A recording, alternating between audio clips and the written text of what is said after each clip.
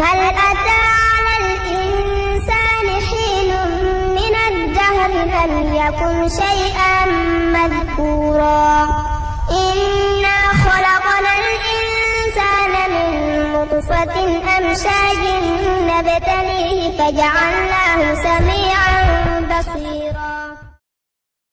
mbokki internet yi xarit yi taamu La Lune TV Sénégal ngir di fi informé wu nuyu nañ leen bu baax kontaan loolu ci choix bi ngeen am ngir di fi jëlee seen information le Sénégal comme on l'aime nekk benn kuréel boo xamante ni li leen tax a jóg mooy lépp luy taaral Sénégal luy jëmal Sénégal luy tax Sénégal ñu dooloo nekk benn moo xam ci diine boo mënti bokk looloo waral nag waa Sénégal comme on l'aime ni ñu ko doon defee su koor ñëwee ñuy defar ay ndogu di ko jox suñu mbokk jullit yi ren nag dañoo tàmbali comme suñu mbokku chrétien yi ñi ngi nekk ci li nga xamante ni mooy carême te it di ko waaj a jeexal loolu moo tax Sénégal comme on l'aime daal di dajale nag li nga xamante ni mooy ay kit yi nag li ci nekk mooy li nga xamante ni mooy buy ak suukar ak li nga xamante ni mooy caakiri ndéem jamono metti na looloo tax ñu daal di def lu ñu mel ngir lan ngir dimbali askan wi nga xamante ni mooy suñu mbokku chrétien yi te bokk ci ñun te it nekk ñoo xamante ni kenn mënu leen génnee si ñun looloo tax nag ñu daal di def acte bu ni mel daal di koy defee foofu nga xamante ni mooy ca martyr de Luganda bu nekk foofu ca wetu police su Jëppal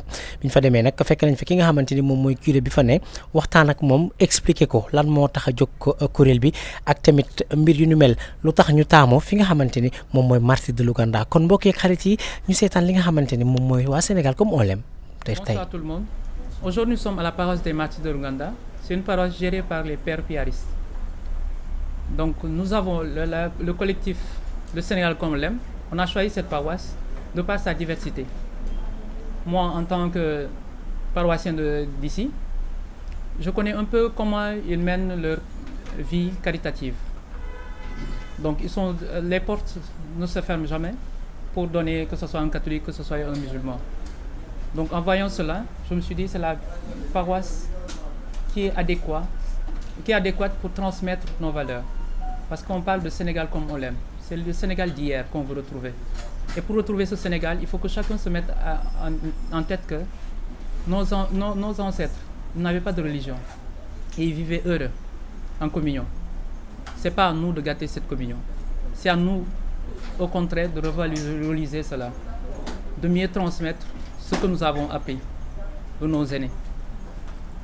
Et cette paroisse, et tout le temps quand on organise des activités, on ne sait pas qui est catholique ou qui est musulman. En face, si vous voyez, il y a un mosquée qui est là. Donc on n'a que de bonnes fraternités, de bonnes relations ensemble.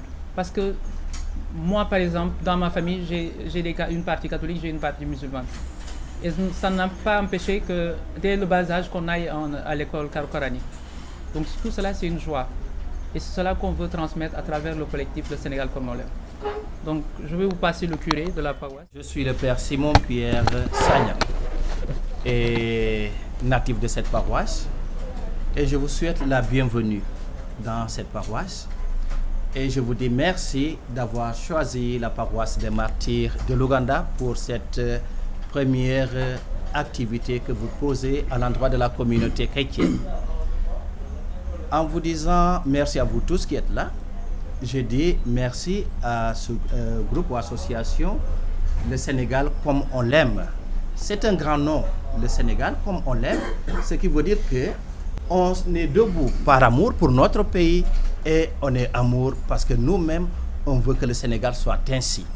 Alors, qu'est-ce que je peux dire de plus à ces jeunes? D'abord pour eux-mêmes, leur dire félicitations. Et en les recevant aujourd'hui, je le fais au nom de mon équipe sacerdotale, au nom de ma communauté religieuse, au nom de toute la communauté chrétienne des martyrs de Luganda que vous avez reçu aujourd'hui. Et aussi, je vous dis, mon père évêque sera très content d'apprendre ce que vous avez fait aujourd'hui. Et comme groupe de jeunes qui travaillent, je leur disais tout à l'heure que vous n'êtes pas beaucoup d'associations à mener une telle activité. C'est pourquoi c'est quelque chose que nous devons soutenir et prier pour que ces jeunes qui sont animés d'un tel esprit puissent voir encore d'autres personnes derrière eux. L'imam est là, Et aujourd'hui, il les a accompagnés jusqu'à ma maison. Et je leur ai dit tout à l'heure, chaque fois que vous allez vers une paroisse, vous trouverez toujours quelqu'un qui vous ouvrira la porte. Et je vous dis encore merci. Et pour nous, comme société, il a dit toujours, ce n'est pas la religion qui doit nous diviser, non. Parce que, comme il a dit tout à l'heure, nous sommes trop mélangés pour reculer. Et nous avons eu une grande tradition de paix et de vie sociale vraiment magnifique pour reculer. Si vous regardez, les mariages se célèbrent partout. On vit en société sans même qu'on sache qui est musulman, qui est catholique. Et tout cela, c'est quelque chose, l'imam nous disait tout à l'heure, c'est une affaire vraiment que pour le Sénégal, beaucoup nous regardent à partir de cela. Donc, l'harmonie sociale est une affaire de tous. Et quand vous, les jeunes, vous vous levez pour cela, et même pour que cela soit mieux visible au sein de la société, on ne peut qu'être content et vous féliciter. Donc, vous menez une grande action au niveau de la société. Et je vais vous proposer même d'aller beaucoup plus loin vers cela, nos autorités, qu'ils puissent vous connaître et savoir ce que vous faites, pour que votre activité soit mieux encadrée, mieux encouragée et soutenue aussi. Nous, on peut, comme l'a dit tout à l'heure votre représentante au niveau des affaires sociales, on peut prier pour vous, on peut vous aider dans la distribution de ce que vous donnez et même dans soutenir votre activité. Mais ce qui est bien, c'est que nous avons aussi des autorités politiques qu'il ne faut pas oublier, parce que c'est à eux de mener ce combat que vous avez entamé vous-même. Donc nous vous disons un grand merci, et au nom de la communauté chrétienne, je vous redis encore merci. Bon carême à vous, ou si vous le voulez bien, bon ramadan. Donc ñeneen ñi dañ may naan man xiif naa de ma leen muñal dekk xaritoo ak yàlla moo metti ah. Donc yéen mi fi teew tey moom maa ngi leen di jërëjëfal bu baax, parce que li ngeen di def tey nit ku baax rek moo koy def. Yéen a toog ba mu neex leen ngeen ne ñun dañoo bëgg a taxawal benn kuréel boo xam ne ni moom du sëriñ, du musulman, du athée, du chrétien. Donc na doon kuréel boo xam ne ñëpp a ci nekk. Donc lii ngeen di def tey moom lu jara encouragé la, lu jara tàccu la, parce que boo leen amee tey doole ci seen kuréel bi yëkkati ko te yóbbu ko fu nekk, mooy yéen d'abord da ngeen déggoo. Lu ñu rafetlu ci suñu Sénégal mooy dëkkandoor bu ñu dëkkandoor te bokk loo xam ne ni moom ñépp a ci nekk, mooy suñu dëkk, suñu réew. Na Sénégal dem kanam, te loolu yéen mii boo leen ci jàppee ngeen wax nit ne kaay dimbali ñu, kooku dina topp seen ginnaaw. Moo tax it maa ngi ñaan lii na doon loo xam ne ni moom waa maire yi mun nañu ko yëg, ministre yi mun nañu ko yëg, te tamit boo leen di def lu mel ni woo leen ngeen ne leen ñun tey ñu ngi dem ci biir paroisse, ñu ngi dem ci biir juma, ñu ngi dem seeti biir sëriñ. Loolu mooy suñu Sénégal ah. Donc bañ leen ku leen di wax contraire bi, parce que kenn xamul. Yéen mi fi taw am na ñoo xam ne ni moom ci suñu école yi la ñu jàngee, ñun am na ñoo xam ne ci yéen la ñuy sëy. Loolu yëpp moomuñu ko, nit yàllaa ko moom, te mooy tax ñu dox ba daje. Donc lii ci man lu rafet la, lu rëy la, te maa ngi leen di gërëm bu baax. Pour ma yeggali sama waxoon naa ko sànq ne leen li ngeen teg nii tey ci table yi mun na jëriñoo sëriñ ko mun na jëriñoo catholique. Ñun bu ñu koy séddale dinaa woo, am na fii loo xam ne benn comité bu ñu naan waa comité Caritas paroissial, ñoom lay woo ak seen chef. C'est que bu beneen yoon dina gën a taxaw, parce que xaw ma ni ngeen taxawaay bi nii la ma fa la toll. Donc bu beneen yoon moom naa leen woo, ñoom ñi ñoo leen di teral, ñu bokk ci suñu waxtaan, te tamit ñëpp xam ne ni moom lii waa Sénégal comme je l'aime ñoo ko def. Yéen mi taskatu xibaar yi nag maa ngi leen di gërëm, parce que ñii boo leen di jàppale nañu dem kanam. Moo tax it rafetloo naa trop seen teewaay ak soutien bépp soutien bu ngeen mën a joxe pour groupe bi la ay xale seeni morom ñuy taxaw di naan nii la ñu bëgg a ñun indi ci suñu réew te tamit dañu ko bëgg a defar ci loo xam ne ni moom du suñu wax rek mais dañoo bëgg a tamit dimbale tey koo xam ne ni moom pàcc bii la amul donc lu ma rafet loolu la te comme ni ma ko waxee woon sànq kaddu gi la kaddu sama frère yi yëpp ñi ma dëkkal fii l'abbé te tamit mu doon kaddu boo xam ne ne communauté chrétienne paroisse des martyrs de Louganda moo leen ko jox maa ngi leen jaajëfal. Bonsoir à tous. Bonsoir aux frères en religion, chers croyants, frères et sœurs, journalistes, sénégalais, sénégalaises du Sénégal et des diasporas. Nous saluons tous et approuvons à notre juste valeur cette cérémonie. Vous savez, je l'ai dit tout de suite, l'islam est une religion qui autorise cela. Le prophète sallam, à son arrivée à Madinatul Munawwara, a trouvé des juifs et des chrétiens. Ils étaient même plus nombreux, hein? Bon, mais avec une politique de solidarité, de paix, de convivialité, il a finalement pu imposer quelque chose. Et aussi tenir l'image de l'islam, qui est une religion qui autorise ces genres de faits. Vous savez, je l'ai dit, l'islam, au Sénégal, nous sommes même une vitrine. Dans d'autres pays, on nous dit, mais vous êtes un pays spécial, un pays où il n'y a aucun problème, les religions du Sénégal, c'est ça. Le curé l'a dit, moi je ne fais que prolonger, parce que le temps qui nous est réparti aussi est un peu truc avec l'arrivée du Ndogu prochainement. Mais sachez que l'islam est vraiment en accord, en phase avec cela. Et puis, pas seulement l'islam, mais même les autres religions révélées, que ce soit le juif ou le chrétien, est dans la même logique que nous, musulmans. La paix, la solidarité, nous attendons Nongalach. Moi, je vous dis que depuis le début du Ramadan, il y a un monsieur René Nour, que je salue au passage, qui m'a même offert mon ndogu pour quelques jours. Au début du Ramadan, il m'a donné, comme il le fait chaque fois, il me donne mon ndogu. C'est la semaine dernière que la chose s'est épuisée. Et à travers cette onde, je lui dis que c'est fini. Il faut qu'il revienne à la sage pour que je puisse continuer mon ndogu. Et voilà. Donc nous vous souhaitons aussi avec cette semaine, la fin de cette semaine papale ou pascale, hein, vous y êtes je crois, et que vous arrivez en bon port pour arriver à Pâques. Vraiment vous êtes sur le chemin quand même, hein, et vraiment yàlla ngeen ci eggal jàmm.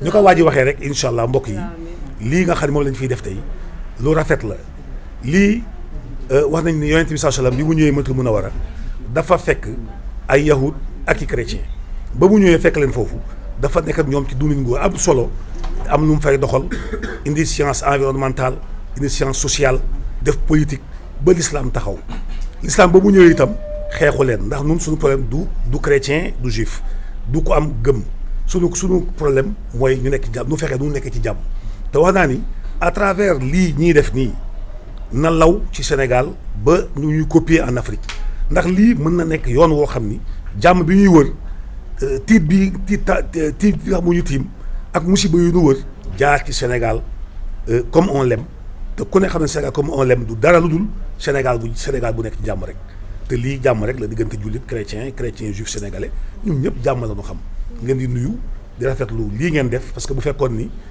joxu leen ko benn dayoo wala fii ñëw kenn fii ñëw wala ñaar mais gis naa fi façon site yu bari vraiment te lépp rek pour ñu gën a yaatal ñu xam ni Sénégal am na lu am fii parce que lii day wër dans le monde bu ñu waxee lan moo xew ñu ne c'est des musulmans qui offrent ay ndogu aux chrétiens mu doon loo xam ne nag challenge bu rëy la di ñaan nag xam naa ni dès demain rek nous serons copiés à travers l'Afrique et dans d'autres pays du Sénégal kon nag waa xiwu daawaana assalaamu aleykum wa rahmatullahi taala wa barakatuhu bonsoir à tous bi ñoo ne dañu tàmm joxe ngala pour suñu mbokk musulmans yi pour ndogu catholique yi dañ ko tàmm def pourquoi pas ñun ñi nekk ay musulmans ci biir groupe bi ñun tamit ñu def effort pour yenn catholiques yi et nous on a dit on est disposé et il y a de cela 15 jours hein, et on l'a organisé aujourd'hui pour dire que la solidarité qui existe dans le groupe, et chacun a participé pour réaliser cela. C'est un effort personnel que chacun de nous a pu faire pour qu'on puisse le faire et permettre à tout un chacun au moins de goûter, si je ne peux pas faire le ngala comme il se doit, au moins de goûter le ngala aujourd'hui. Et le curé nous a dit tout à l'heure que quand il va partager cela, il ne va pas choisir que c'est seulement les catholiques qui va donner. Il va donner ça à la Caritas, et Caritas, c'est tout le monde qui vient. C'est une porte ouverte. Astou Dioum, mais sama tour sur Facebook c'est Astou Dioum bëgg Fallou. Lu tax ma préciser loolu mooy li ma wax sànq boobu neewu leen fi ñun ñëpp pratiquement ci réseaux sociaux yi lañ xamante. Le Sénégal comme on l'aime suñu collectif bi la majorité on s'est connu sur les réseaux sociaux donc loolu c'est à préciser. Donc ñu former benn collectif.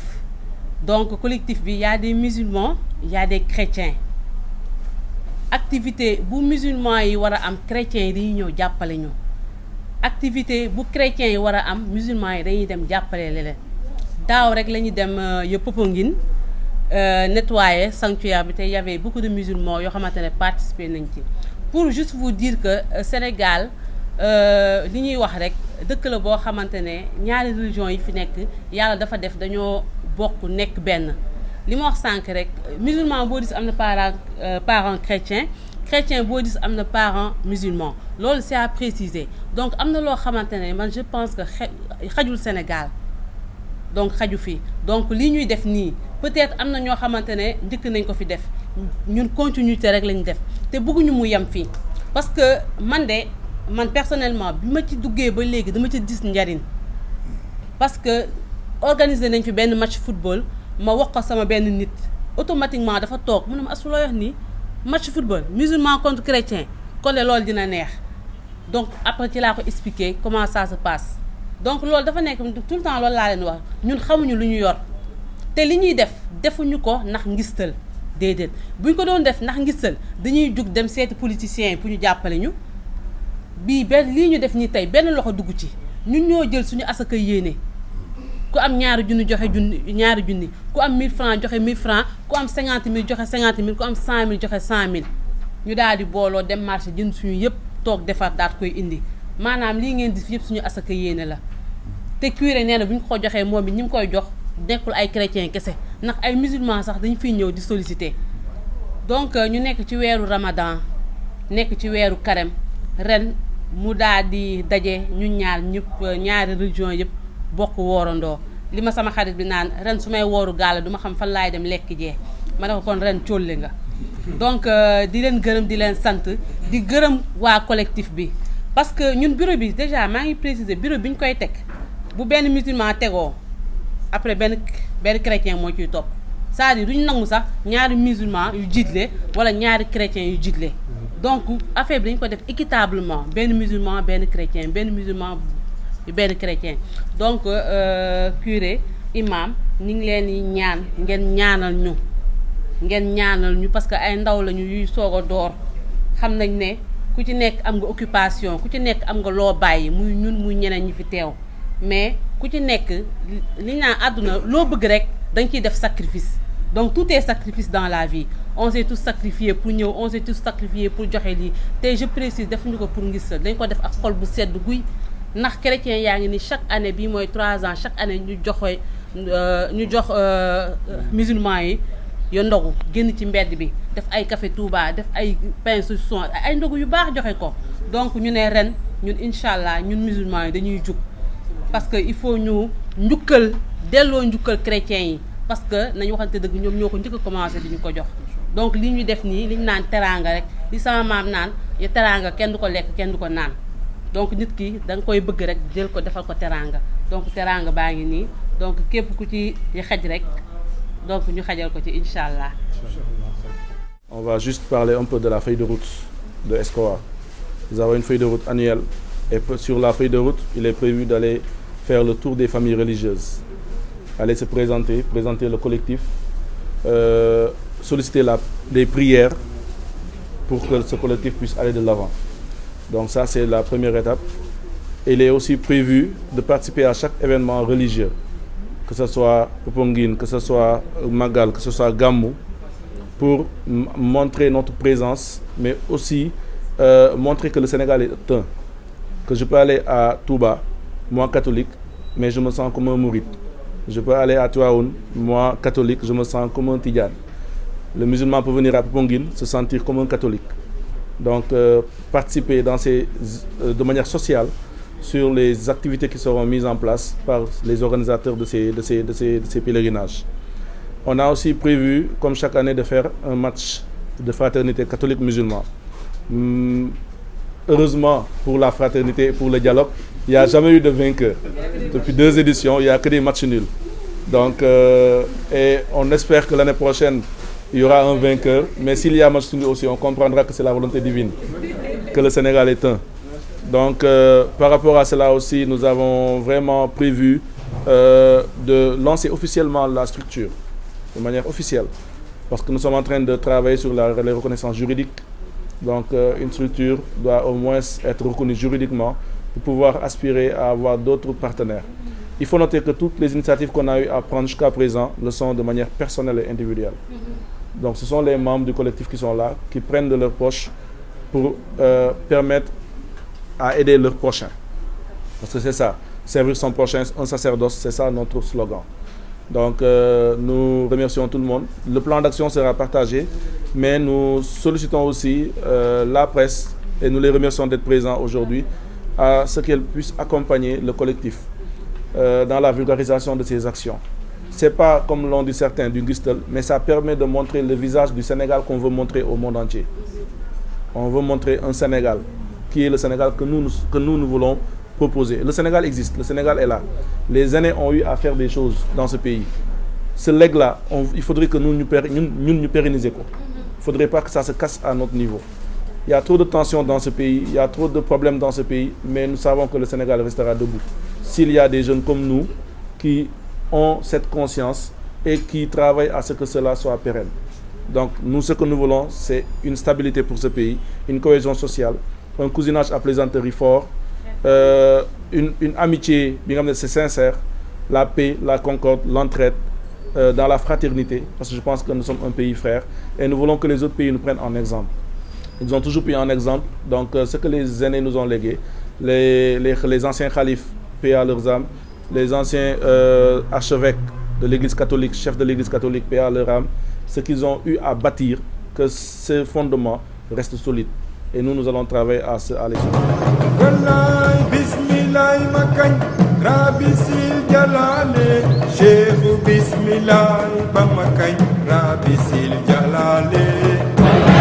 Modi buur di borom buuru buuru yàlla waahidun xaar subhaanallahu rahmaan yàlla ma gën faglul li ma yuridu yàlla fowul folluwul bàyyi leen di jaaxaan buur gi yàggal moo fay taxaw abada ey waay laafukaay du fi jóg mooy borom abada